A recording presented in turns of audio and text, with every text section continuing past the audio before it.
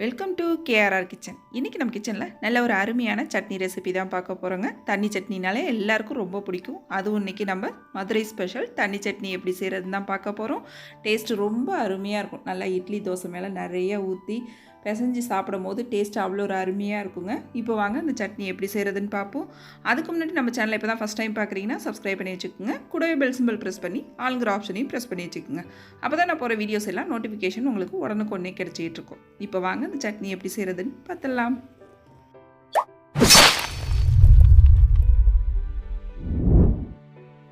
இப்போ சட்னி செய்யறதுக்கு அடுப்பில் ஒரு கடாய் வச்சுருக்கேன். ஒரு 2 டீஸ்பூன் அளவுக்கு எண்ணெய் சேர்த்துக்கிறேன். எண்ணெய் நல்லா காஞ்சதுக்கப்புறம் பார்த்திங்கன்னா ஒரு 4 பச்சை மிளகாய் 2ஆக கட் பண்ணிவிட்டு சேர்த்துருக்கேன். இது கூடவே ஒரு 3 வரமிளகாய் சேர்த்துருக்கேன். இப்போ மிளகாய் சேர்த்து நல்லா வதக்கி விட்டுக்குங்க. இதிலே ஒரு 3 பல் பூண்டும் சேர்த்து நல்லா இப்போ ஃபஸ்ட்டு வதங்கட்டும் மிளகாய். அதுக்கப்புறம் நம்ம வெங்காயம் சேர்த்துக்கலாம்.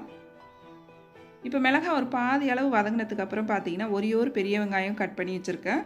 அதையும் சேர்த்துட்டு இது கூடவே ஒரு கொத்து கருவேப்பிலையும் சேர்த்து இந்த வெங்காயத்தை கண்ணாடி பக்குவத்துக்கு வதக்கி எடுத்துக்குவோம். ரொம்ப செவக்கலாம் வதக்கணும்னு அவசியம் இல்லை.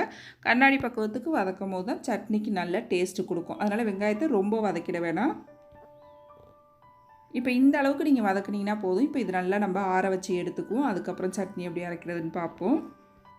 இப்போ வதக்கின வெங்காயம் பச்சை மிளகாயை வந்து நம்ம மிக்ஸி ஜாரில் சேர்த்ததுக்கப்புறம் இதில் ஒரு 1/2 கப் அளவுக்கு பொட்டுக்கடலை சேர்த்துருக்கேன். இது கூடவே பார்த்திங்கன்னா ஒரு சின்ன துண்டு புளி சேர்த்துக்குங்க. புளி சேர்க்கும் போது சட்னியோட டேஸ்ட்டு இன்னுமே சூப்பராக இருக்கும்.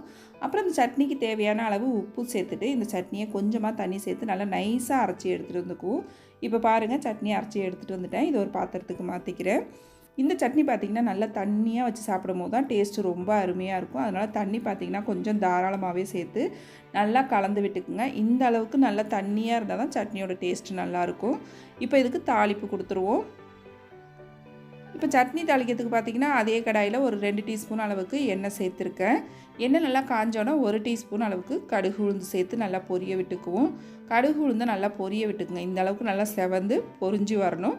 பொரிஞ்சு வந்ததுக்கப்புறம் பார்த்திங்கன்னா இதில் ஒரு 2 வரமிளகாய் கிள்ளிட்டு வச்சுருக்கேன். கூடவே ஒரு கொத்து கருவேப்பிலையும் சேர்த்துக்கிறேன். மிளகாய் கருவேப்பிலை சேர்த்துட்டு இது கூட கொஞ்சமாக பெருங்காயத்தூள் சேர்த்து நல்லா கலந்து விட்டுருங்க. இப்போ இது கூடவே பார்த்திங்கன்னா ஒரு 5 சின்ன வெங்காயம் பொடுசாக கட் பண்ணி வச்சுருக்கேன். அதையும் சேர்த்து நல்லா வதக்கி விட்டுருங்க. இந்த வெங்காயம் வதக்கிட்டு சேர்க்கும் போது தாளிப்பில் ரொம்ப டேஸ்ட்டாக அருமையாக இருக்குங்க இட்லி தோசை கூட சாப்பிட்றப்ப. இப்போ வதக்குனது எல்லாத்தையும் நம்ம தாளிப்பை சட்னி கூட சேர்த்து நல்லா கலந்து விட்டுருவோம். அவ்வளோதான் மதுரை ஸ்பெஷல் தண்ணி சட்னி ரொம்ப சூப்பராக அருமையாக ரெடி ஆகிடுச்சிங்க.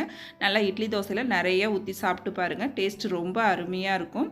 நீங்களும் இந்த சட்னி ரெசிபியை ட்ரை பண்ணி பாருங்கள். ட்ரை பண்ணி பார்த்துட்டு எப்படி இருக்குன்னு எனக்கு கமெண்ட் பண்ணுங்கள். என்னோட இந்த ரெசிபி பிடிச்சிருந்ததுன்னா லைக் பண்ணுங்கள், ஷேர் பண்ணுங்கள். மறக்காமல் நம்ம கேஆர்ஆர் கிச்சனை சப்ஸ்கிரைப் பண்ணி வச்சுக்கோங்க. நாளைக்கு வேற ஒரு ரெசிபியோட சந்திப்போம். தேங்க்ஸ் ஃபார் வாட்சிங்.